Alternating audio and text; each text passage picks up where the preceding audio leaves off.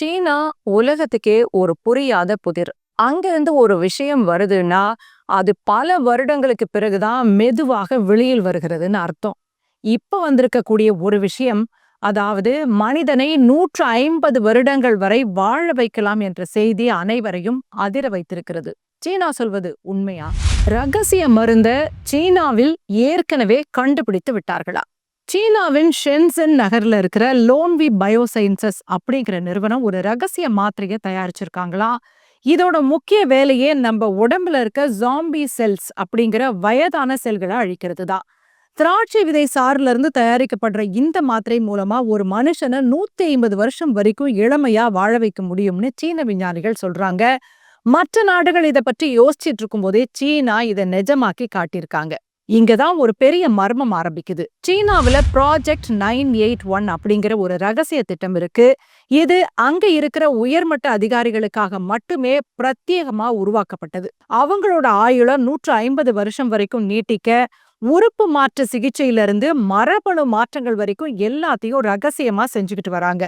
சீன தலைவர்கள் மத்த நாட்டு தலைவர்களை விட அதிக நாள் இளமையா இருக்கிறதுக்கு இதுதான் காரணமா?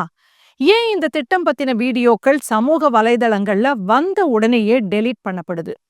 பயாலஜிக்கல் வார். அமெரிக்கா சீனாவை பார்த்து பயப்படுறதுக்கு அதுதான் காரணம். சாதாரணமா இரு நாடுகளுக்கிடையே நடக்கிற போர்னாக்க பரவாயில்ல. ஆனா இது ஒரு பயாலஜிக்கல் வார். ஒரு நாட்டோட தலைவர்களும் அறிஞர்களும் 150 வருஷம் உயிரோட இருந்தா அந்த நாடு உலகத்தையே தன்னோட கட்டுப்பாட்டுல கொண்டு வந்துடும். அது மட்டும் இல்லாம எலன் மஸ்கோட நியூராலிங்க்கு போட்டியா பைனோ நம்பர் 1 அப்படிங்கிற மூளை சிப்ப சீனா தயாரிச்சு மனிதர்கள் கிட்ட சோதனையும் செஞ்சு பார்த்துட்டாங்க. போன வருஷமே 13 பேருக்கு இந்த சிப்ப பொருத்தினதா சொல்றாங்க.